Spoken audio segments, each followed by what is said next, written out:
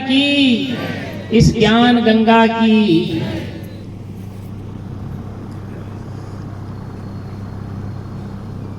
तिष्ठति ज्ञान रूपेण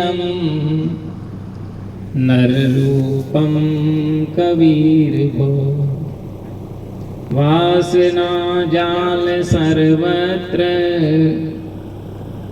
कृपा दृष्टि विनश्यति। त्वं कबीरं गुरुं वन्दे ज्ञानिनामाधिकं भव, जडाध्यास महाबन्धनं बोध ज्ञान विमुच्यते।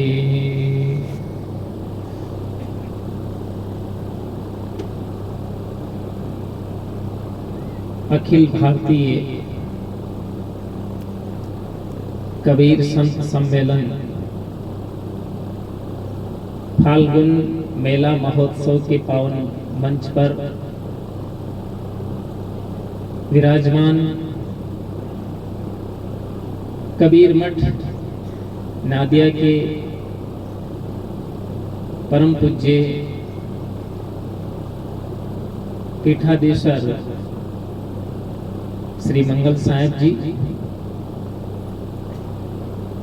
दादू मठ के पीठाधीश्वर और गौ सेवा आयोग बोर्ड के अध्यक्ष परम श्रद्धे श्री राम सुंदर दास जी महाराज, अवधेश साहेब जी और यहाँ मठ के धर्माधिकारी आदरणीय श्री सत्येंद्र साहेब जी,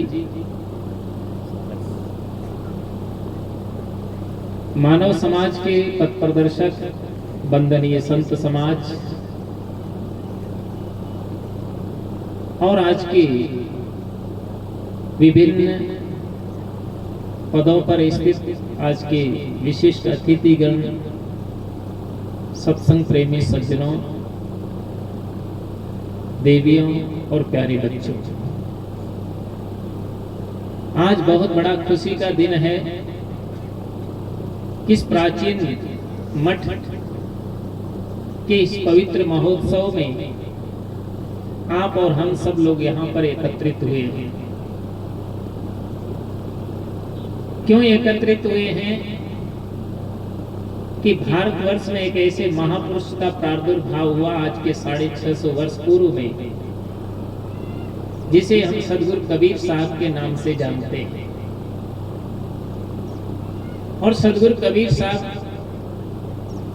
ने जो सिख समाज को दी, जो समाज में फैले हुए अंधविश्वास, धर्म के नाम पर बढ़ते हुए आडंबर, अनेक प्रकार की कुरीतियां, ऊंच नीच का भेदभाव और समाज में फैली हुई विषमताओं को दूर करके और एक स्वस्थ समाज की संरचना करने का उन्होंने संदेश दिया। सदगुरु कबीर की दृष्टि में मनुष्य केवल मनुष्य है और मनुष्य की श्रेष्ठता उसके गुणों से हुआ करती है। मनुष्य न जाति से श्रेष्ठ होता है, न धन से श्रेष्ठ होता है, न पद से श्रेष्ठ होता है, न आकृति से श्रेष्ठ होता है। अगर मनुष्य श्रेष्ठ होता है तो किससे होता है? उसके गुणों से श्रेष्ठ हुआ करता है। जिस व्यक्ति के अंदर में मानवता का गुण आ जाता है, वास्तविक में वही तो सच्चा मनुष्य हुआ करता है। और आप सभी जानते हैं कि मनुष्य से बढ़कर के इस धरती पर कोई नहीं हुआ करता है। आज जितना भी वैज्ञानिक विकास हुआ है वो किसकी देन है? वो सब मनुष्य की ही देन है। अगर मनुष्य इस धरातल पर नहीं होता तो न मंदिर होता, न मस्जिद होती, न गिरजा घर होता, न गुरुद्वारे होते। अगर मनुष्य इस धरातल पर नहीं होता तो इस धरती पर कोई प्रकार की कोई पुस्तक न होती, न वेद होता, न पुराण होता, न कुरान होती, न बाइबिल होती, न अन्य ग्रंथ होते। इस सारे की सारी रचना करने वाला अगर है तो वो है मनुष्य। और आज जितना भी एक सुई से लेकर के आज एरोप्लेन तक जितना भी विकास की उड़ान इंसान ने किया है, अगर ये मनुष्य धरती पर न होता तो ये भी कुछ दिखाई नहीं देता। मनुष्य के अंदर वो ताकत है, वो शक्ति है कि वो जिसे भी छूता है उसी को महान बना देता है। लेकिन मनुष्य आज अपनी मनुष्यता को छोड़ते हुए चला जा रहा है। उसी का दुष्परिणाम है कि इस धरती पर मनुष्य से दुखी ज्यादा संसार में कोई प्राणी नहीं दिखाई देता है। मनुष्य के अंदर तो वो ताकत है, आपने हनुमान चालीसा में पढ़ा होगा कि आपन तेज समारो आपे और तीनों लोग हाँपते कांपे। अगर मनुष्य अपने तेज को, अपनी शक्ति को, अपने आत्मबल को अगर पहचान लेता है बंधुओं, तो दुनिया में कोई भी कार्य मनुष्य के लिए कठिन नहीं होता है। मनुष्य अगर लकड़ी को छू देता है तो फर्नीचर तैयार कर देता है, लोहे को छू देता है तो ट्रेन बनाकर चला देता है, इस्पात को छू देता है तो प्लेन बनाकर उड़ा देता है, और अगर एक अनगढ़ पत्थर को छू देता है तो हनुमान बना के पूजा देता है, भगवान बना के भी पूजा देता है। लेकिन अगर मनुष्य की नीयत बदल जाए तो वो बेच करके भी सफा कर जाता है। मनुष्य अगर सुधर जाए तो ये देवों का भी महान देव है, और अगर ये बिगड़ गया तो शैतानों का भी शैतान बन जाया करता है। आज मनुष्य की नीयत खराब हो जाने के कारण ही मैंने देखा है कि भारत के जितने भी देवी देवता हैं या जितने भी मंदिर मस्जिद हैं, सारे देवी देवताओं को जो तो ताले में रहने का नंबर आ गया। एक जगह मैं मंदिर में प्रवचन करने के लिए गया था, राधा कृष्ण मंदिर में, और जो वहां प्रवचन करने के बाद चलने लगा तो वहां जो पुजारी था तो जो है तो मंदिर में ताला लगा रहा था। तो मैंने पूछा कि मंदिर में ताला क्यों लगाते हो, क्या भगवान कहीं भग जाएंगे? पुजारी बहुत ईमानदार था, उसने कहा स्वामी जी आपको सच बात बता दो। तो मैंने कहा बता दो, क्यों ताला लगाते हो? उसने बहुत अच्छी बात कही कि मंदिर में इसलिए लगाए जाते हैं ताले कि डर है कोई बेच न डाले। और वास्तविकता है कि मनुष्य की अपनी नीयत खराब हो जाने के कारण ही तो मनुष्य गलत काम करता है। इसलिए हमें चाहिए कि हमें अपनी इंसानियत को, अपनी मानवता को जागृत करने की आवश्यकता है। संसार में 3 प्रकार के लोग पाए जाते हैं। एक होता है इंसान, दूसरा होता है शैतान, और तीसरा होता है भगवान। इंसान वह है जो बांट करके खाता है, शैतान वह है जो लूट करके खाता है, और भगवान वह है जो अपना भी दूसरों के लिए लूटा जाता है। इसलिए जीवन में याद रखिए कि हमारे जीवन में जो है तो सद्गुणों का संचय होना चाहिए, और जिस व्यक्ति के जीवन में सद्गुणों का संचार होता है वास्तविक उसी का जीवन महान बना करता है। हम अपने परिवार में, अपने समाज में, अपने राष्ट्र को अगर प्रगति की ओर ले जाना चाहते हैं तो हमारा जीवन जो है हम सद्गुण और सदाचार से ओतप्रोत अपने जीवन को बना लें। आज हम प्रगति की ओर आगे बढ़ते हुए दिखाई देते हैं, लेकिन आप जानते हैं कि देश और समाज और राष्ट्र की प्रगति कैसे हो गई। किसी ने कितना सुंदर कहा है कि राष्ट्र महान नहीं बनता है केवल मोटर कारों से, राष्ट्र महान नहीं बनता है केवल मोटर कारों से, राष्ट्र महान नहीं बनता है केवल तोप तलवारों से, राष्ट्र महान नहीं बनता है ऊंचे महल मीनारों से, राष्ट्र महान नहीं बनता है फिल्मी डायरेक्टर सारों से, और राष्ट्र महान नहीं बनता है केवल भाषणकारों से। राष्ट्र महान बना करता है ऊंचे आचार विचारों से।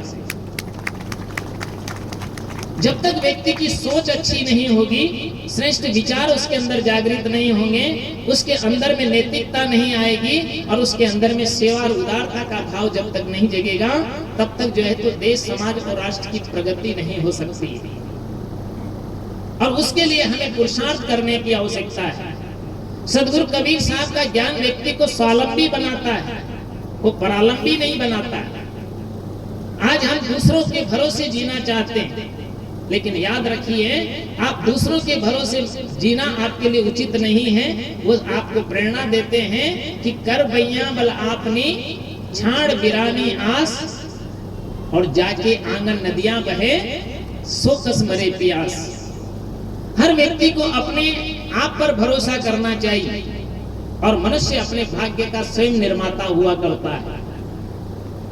अभी अभी हम लोग जो है तो ट्रेन में आ रहे थे और जब ट्रेन में आ रहे थे तो एक महिला से मुलाकात हुई। तो जब महिला मिली तो वो कह रही कि आप कोई संत हैं? तो मैंने कहा आपको क्या दिखाई देता है? बोला मुझे लगता है आप स्वामी जी हैं, आप संत हैं। तो हमारे साथियों ने कहा गुरुजी हैं। तो उन्होंने कहा कि बोला जो है आप क्या हमारा हाथ देख लेंगे? मैंने कहा आपका हाथ क्यों देखें? बोला नहीं, हाथ देख करके लोग भविष्य की बातें बता देते हैं, भाग्य की बातें बता देते हैं, इसलिए आप हमारा भी हाथ देख करके हमारा भी भविष्य बता दें। मैंने उससे कहा, मैंने कहा तुम्हारा भाग्य बहुत अच्छा है, तभी तो तुमको मनुष्य जीवन मिला है, नहीं तो किसी जानवर की योनि में जाकर के तुम इधर उधर नाली का पानी पीती और इधर उधर भटकती फिरती।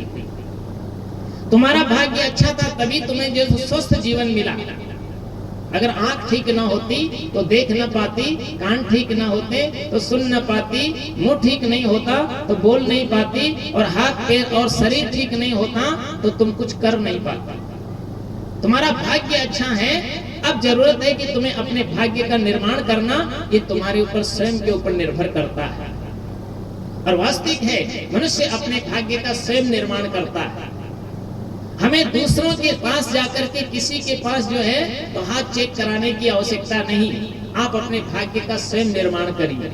इसलिए तुलसी ने भी मानस में कहा कि मनुष्य अपने भाग्य का ही प्रतिफल पाता है। कर्म प्रधान विश्व रचि राखा, और जो जस करे सो तस फल चाखा।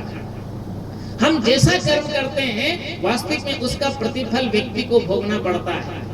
इसलिए व्यक्ति को कर्म करते समय उसे सावधानी बरतनी चाहिए, हमारे कर्म अच्छे हो। और जिसके कर्म अच्छे हैं तो कहा है कि कर्म तेरे अच्छे हैं तो किस्मत तेरी दासी है, और नियत तेरी सांप है तो घर में मथुरा काशी है।